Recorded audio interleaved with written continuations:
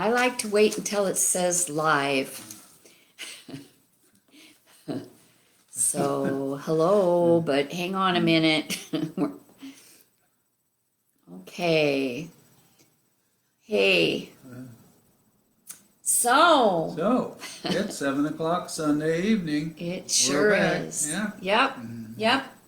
Um, so tonight I thought I'd share that it, just in case that somebody watches this down the road, to give kind of a timeline about what's going on.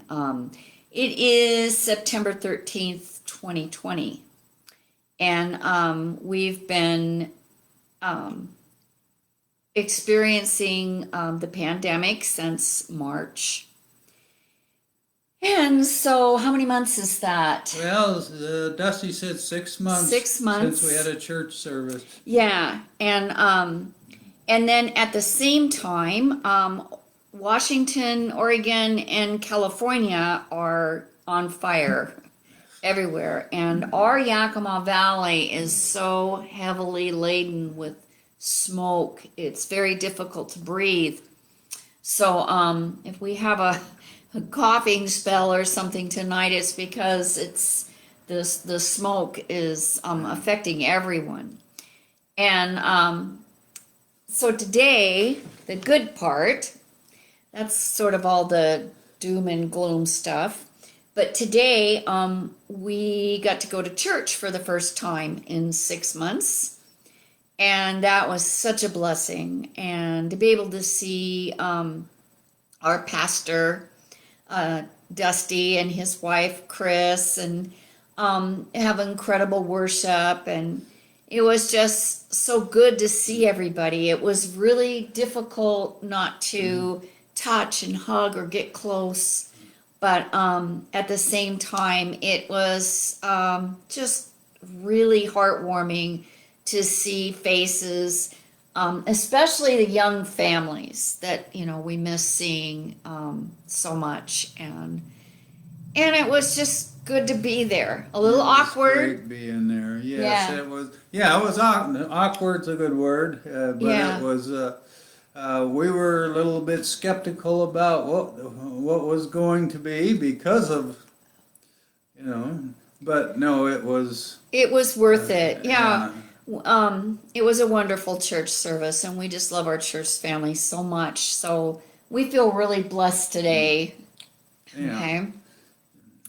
So, tonight we're going to be reading chapters 43 and 44 from our book, In Spite of Us, a love story about second chances. If you haven't got a copy of our book, it's available in bookstores. You can check out the library. You can get it on Kindle or on Amazon. Or you can tune in every Sunday night and we'll read it to you. Right. But we're winding down to the last 6 or 8 weeks of this, and it's been quite an experience. And we'll also have a drawing for a copy of this book once in a while. This book, Chicken Soup for the Soul, 101 Feel-Good Stories. Laughter is the best medicine. And my favorite author, Deb, has a story published in this book, and I'm sure you'll enjoy that story plus the other 100.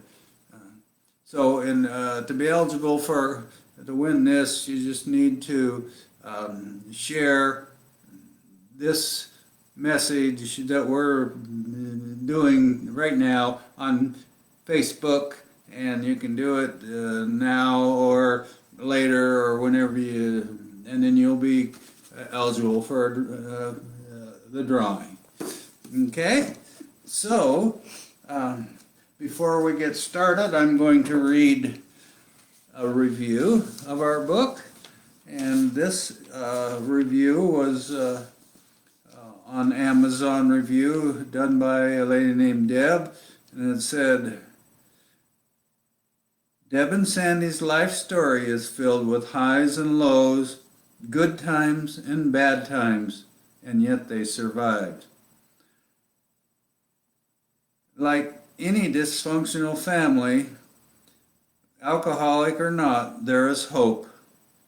Their story is truly a story of hope and healing and a God that is bigger than any of us can imagine.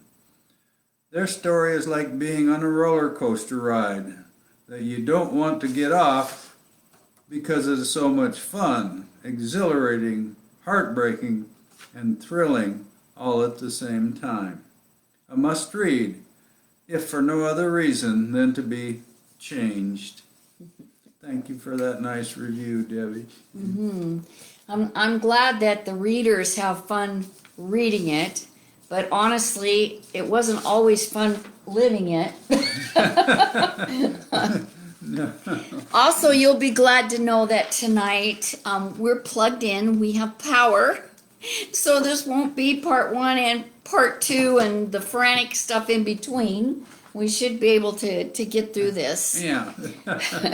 So tonight I'm reading from chapter 43. And what I like is that from this point on in my story, you will start to see the reasons why God pursued me with a vengeance. He knew what was coming and ever so sweetly provided what I would need to survive. Even now, the thought of his love and care for me makes me want to drop to my knees in gratitude. I didn't know that I was going to need Jesus more than I could ever imagine. I didn't know what was coming down the road for me. This chapter also goes back to my childhood, showing the mixed moral messages I was raised with, leading to my confused ideas of love, marriage, sex. And our first grandson is born. I can say in all honesty, if God had not gotten through to me, I would have been a lousy Nana. He prepared me to be what I hope is the kind of Nana Evan and our grandsons that have followed would need. I hope that. I pray that still today. Okay. So chapter 43 is called, Do You Want to End Up Like This? January 21, 1998, a mundane Wednesday for the nurses at Yakima Memorial Hospital. For them, miracles are like lattes, sunshine, a kind word expected, taken for granted. After hugging the team of nurses, I watch as they walk out of the room, high-spirited in a ho-hum, just another midweek miracle kind of way. How do they do it? I'm jumping around like the bride of Frankenstein, supercharged, wired, fired up with waving jazz hands. They're going home to eat a ham sandwich and sleep. Sleep? On the day our grandson, Evan Thomas Garfine, came onto the scene? I wait as John, the dad, holds his son, restraining my urge to beg, gimme, gimme, gimme. I'm grateful beyond human capacity. A zillion prayers have been sent up the heavenly staircase by me, Sandy, the group of oddballs that hang at the store, and about half a dozen customers who made the mistake of asking, how's it going? And God's answer? A healthy birth and delivery of a magnificent baby boy. At last, it's my turn to hold this miracle in my arms. I feel lightheaded, faint, overcome with wonder. I find myself praying, begging God to equip me to be the grandmother worthy of this child. Gratitude exudes from my heart, seeing, knowing that this is a second chance, a new beginning. I ask for gumption and courage to be strong and wise. Please, God, let me be like my Nana, unselfish, loving, and life-giving. Amen. Before the amen rests, new doubts emerge. Can God handle part B of the miracle? Haley is not ready or willing to be a mom. She's highly capable, smart, caring, kind, responsible, loving, and as a parental bonus, she's gifted with a keen sense of humor. Nonetheless, she lacks motivation and patience, and her degree of stubbornness is off the charts. Once, while learning to drive, she backed into a car. Frustrated, she jumps out, leaving Sandy and me as passengers, stomps her foot, and flatly states, "I'm not doing this." Experiences like that conjure visions of our grandson standing bow-legged, a heavy load in his diaper, crying for assistance as she swipes her hands and resigns as a mom, stating her disclaimer, "Sorry, I don't like babies." I can't deny God carried her through the labor and birth steps, but she couldn't exactly get up off the table and say, "Forget it, I'm out of here." I didn't think I could withstand seeing my baby girl in pain, yet I was oddly at peace. Maybe God? If he could calm my fears, might he also change Haley's heart? Between labor pains, I witnessed the look of motherhood on her face, searching the eyes of the nurses for assurance her baby was healthy. Again, holding Evan in her arms for the first time, I met Haley, the mother, beaming, checking toes and fingers, soaking in perfection. The prayers are answered, our incredible blessing born. Now what? None of us have talked. My silence comes from fear and not knowing what to do, say, or expect. Sandy hasn't said a word, but I know the looks. I've listened to him grumble for years about friends who married unknowing they would be raising the wife's grandkids. He points them out at the grocery store or a yard sale. He tells their story with the same passion as a prisoner of war tale. See that guy? The one holding the box of Pampers? That's Steve. He lived down the block from us. We went to school together. He married some gal, Susan. No, Andrea. Anyway, her daughters started popping out babies. Then the lazy unemployed boyfriends moved in. Now Steve pays the bills, even babysits. There's no way I'd ever help raise a bunch of lazy kids. Not ever. Thus, when the word pregnant birthed into reality, we stopped talking. What can I say? If ever my daughter needs me, it's now. I'm not deserting her. One brave moment I told Sandy that I feel like this is a second chance to do what's right.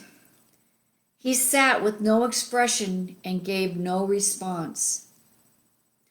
I've learned this is his way of trying to make things disappear, as if they will all go away if he doesn't react to them.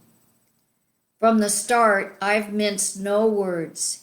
This baby will be a blessing. Some days I'm certain this will be the end of our marriage. Other times I have that odd peace thing going on. But the need to stand up and fight for my daughter and grandbaby is constant. I'm like a centurion on a mission to slaughter all shame. When I issued the command to my parents, my tone clearly warned them of an attack if they did not follow my order. Well, of course it will be a blessing.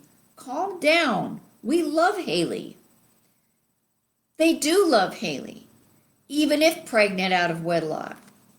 Yet they're known for serving love up with a huge helping of shame for dessert. I doubt my sister Nancy will ever outlive the traumatizing love they showered on her, all under the good intention racket.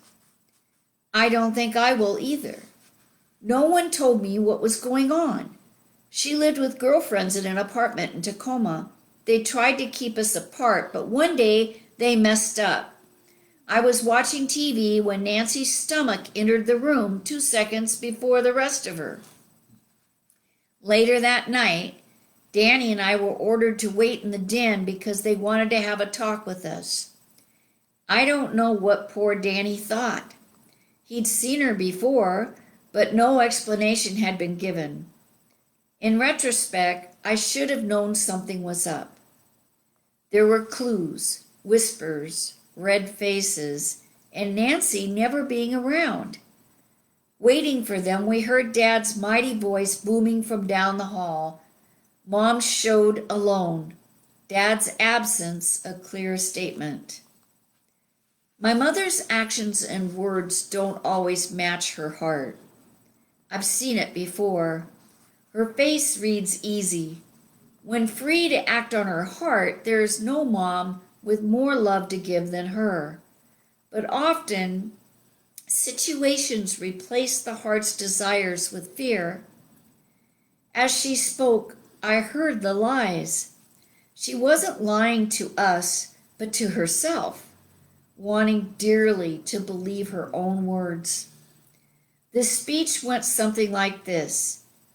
Did you notice that Nancy had gained some weight? Giggles.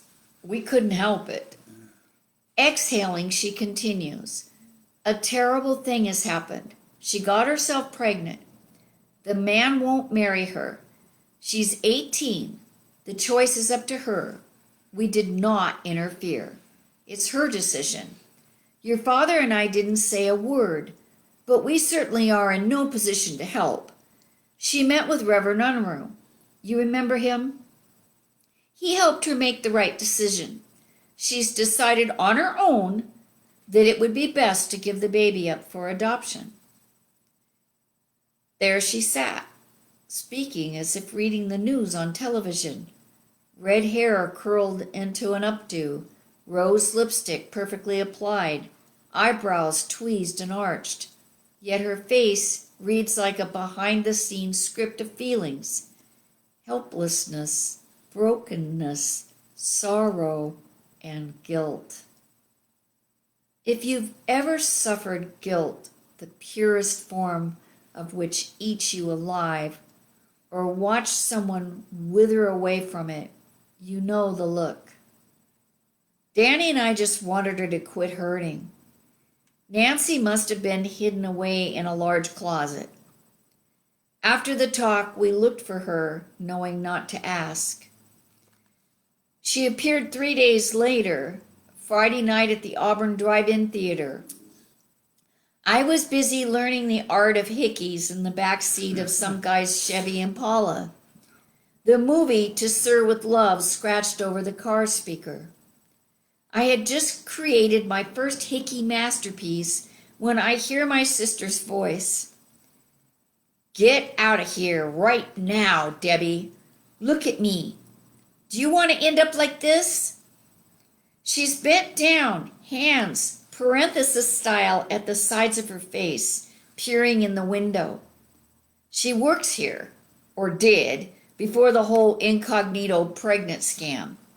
Still, it's dark and no one is watching the movie because they're all giving each other Hoover strength hickeys.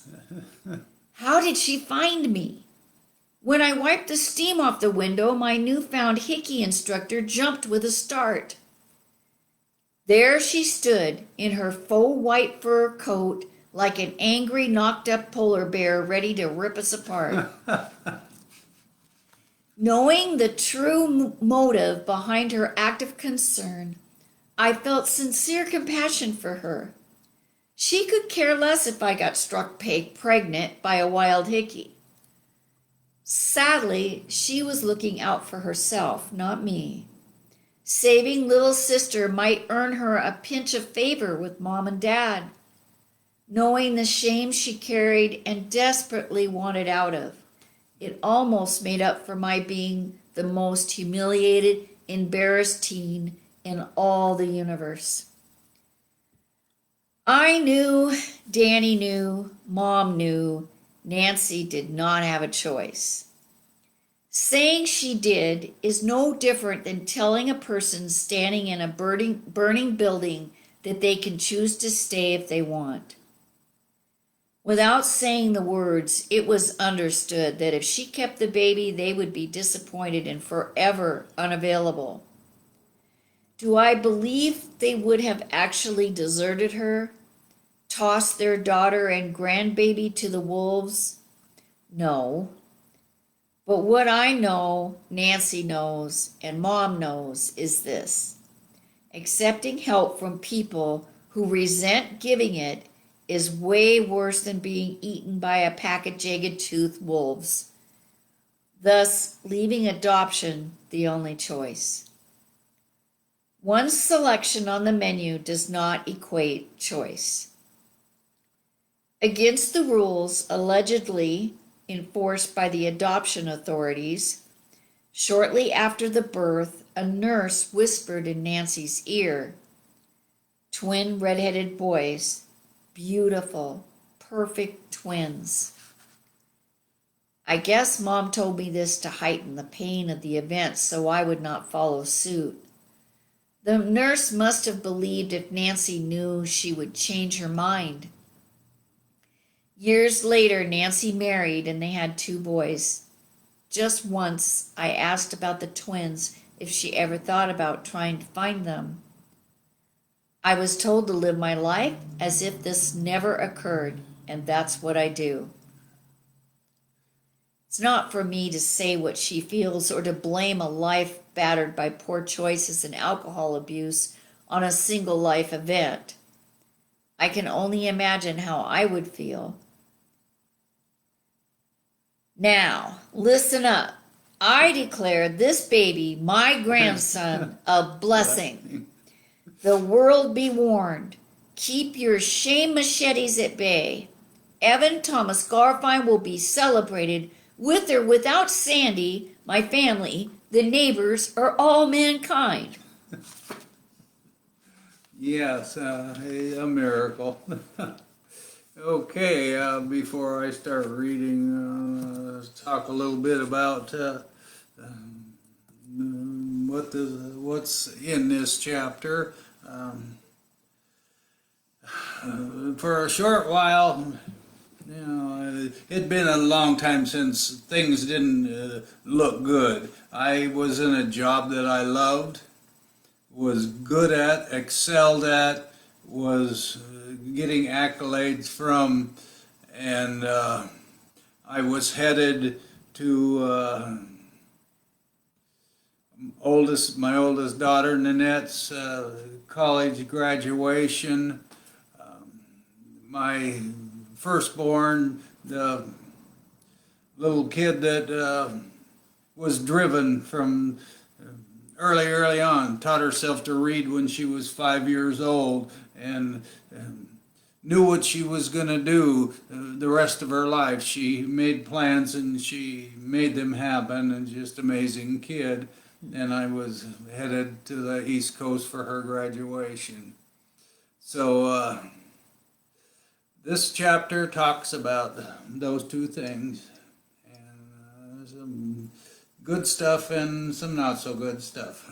The other shoe, waiting for the other shoe to drop. But through this, not at this time, but somewhere down the road, I learned about a problem that I've had all my life, and that's accepting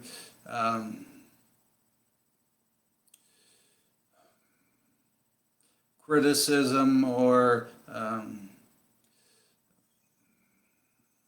accepting much of anything from the female species. And this has been that's still without the help of God, it'd still be a big problem. Okay, so this is chapter 44, Full Throttle. Pride and humility duke it out as I stand in Harvard Square, sandwiched between the giant incubators of genius, MIT and Harvard. I'm in Boston to see Nanette receive her well-deserved mechanical engineering degree from MIT. The crown of proud dad moments. The battle is between the apex of watching my daughter realize her dream and the abyss of the destruction of my own ambitions. Like Nanette, I was head of my class. The fork in the road, in my road surely must be at the corner of Success Avenue, Success Lane. All I had to do was choose a pilot, an architect, a civil engineer, or all three. No worrisome choices ahead for me. No doubts, I had it all, the intelligence, the will, the means, and more than enough cocksurety. But by golly, my fork had an extra tine. Unlike my daughter, I chose to succumb to the alcoholic gene that would wash away my street to success. Down the block, I see Stephanie and her boyfriend Sean walking toward the square, our agreed meeting place. When Nanette and Barney show, we'll be off to our to tour historical Boston, the quaint family portrait. I stretch a smile across my face for Stephanie. Hey, little one, how you doing, Sean? Stephanie's normally an easy smile, whether a toddler leaping into my arms, crazy corkscrew curls jiggling, or now a budding woman quizzing me from deep beyond her brown eyes. She brings joy to my heart, a miracle feat considering my mood. I feel as if I'm dragged behind a truck, tarred, feathered, stone, and now I must act like I'm having the time of my life. 4 days earlier, on Monday, my self-appointed paperwork day, I received a call from Marcia Albright, a stand-in supervisor for the Child Services Unit. I assume she needs some information on one of my clients. Usually the information exchanges take place in the hall, almost like passing notes in high school. But this time, she asked me to come to her office. Motioning for me to sit, she shuffled some files across the desk, then back again.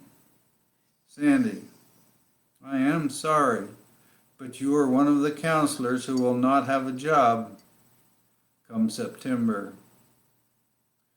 For a moment, I think she might be playing a joke.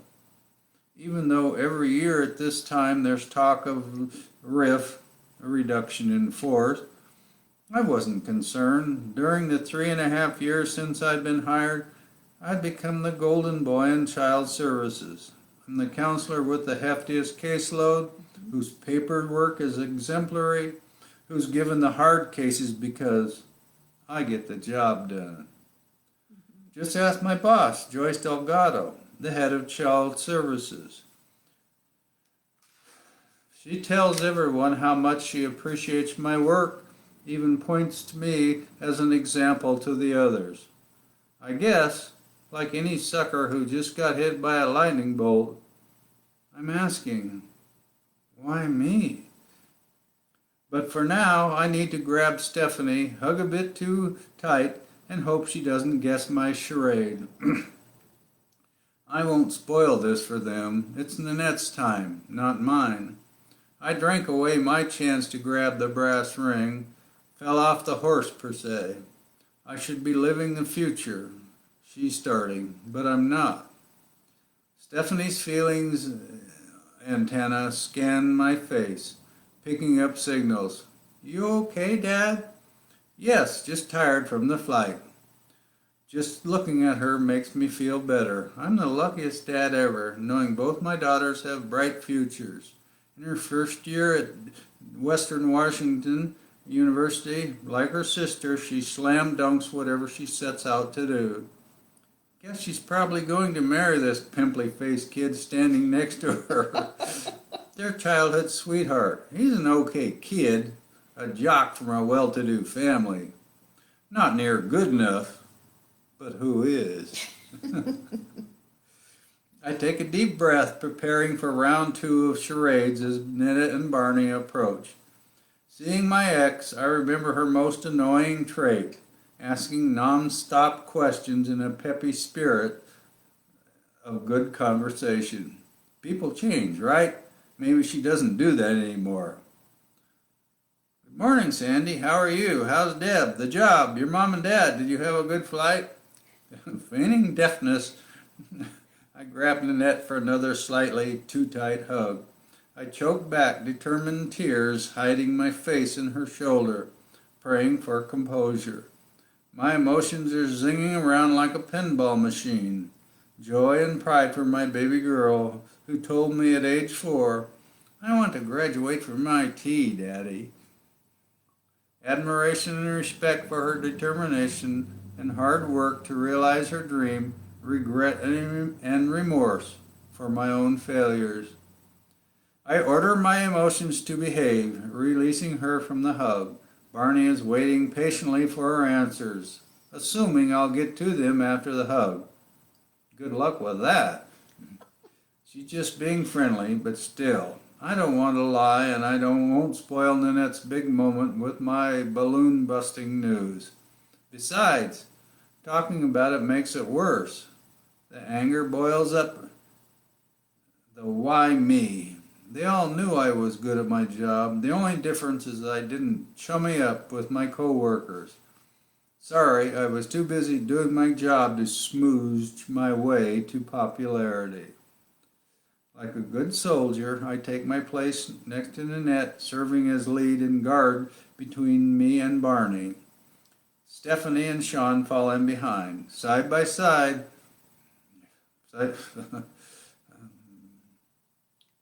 to strangers' eyes, we look like we belong together. If Deb were here, I'd feel better. We told everyone she needed to take care of our business at home. A partial truth. Honestly, with the loss of my job, we couldn't afford for both of us to go. I wish she were here, oohing and awing over the architecture, asking me questions about Paul Revere's ride, elbowing me to answer Barney's questions. Barney and I made great kids. From there, we don't have much in common, at least not anymore. She's a ceaseless reminder of the man I am not, the man I don't want to be. When she looked at me, her heart pitter-pattered for the man I could become. Deb loves me now, as is. Nanette leads us to the cusp of Boston and Cambridge, where Harvard and MIT tower historic intelligence. Knowing my sense of humor, she points out the adult sex store sandwiched between the giants of intellect, sporting leather goods and a size 14 high-heel shoe in the window. Wow. While the 5 of us stand laughing at the anomaly, Nanette's giggle sends me back to a time nearly 20 years ago. If I had to pick a memory to stay stuck in the rest of my life, this is at the top of the list. Nanette, less than 2, weighing a whopping 35 pounds or so, sits in front of me, straddling the gas tank of my Bultaco. She lets out little squeals of joy as we dip down into the ditch. Then as we surge to the top, her head swings back, turning her squeaks to a hearty, full throttle laugh. I love that sound. That moment will always be how I think of her. I see it in everything she does, whether playing sports or acing an exam. Full throttle. After playing family tourist, I return to my hotel room. Pretending to be okay is exhausting. I talk with Deb on the phone just long enough to tell her how much I wish she were here. Later, failing to sleep, I make a familiar choice of locations to unwind. The lounge. Sitting at the bar drinking grapefruit juice, I fill the barkeeper's ears with stories of how great my life is. Luckily, he was the cardboard cutout type that just listens and never asks questions. I kept the subject on my amazing daughters and off of me. I want to hang on to the good moments, like my day alone with Annette, antiquing, finding a necklace that promises to send Deb dancing about the room, singing, "It's gorgeous!" The tour of MIT, a night at the Philharmonic Symphony, even the never-ending snore of a ceremony was worth it for the moment my Nanette reached her little hand out to take her degree. The 2,000-plus crowd witnessed a graceful young woman take the walk of scholars. I saw my little girl, head back, guffawing at the world. I returned home, exhausted from the highs and lows. If the fat man hogging the armrest next to me on the plane would have asked me about my life, I may have told him it was over. Thankfully, he didn't ask.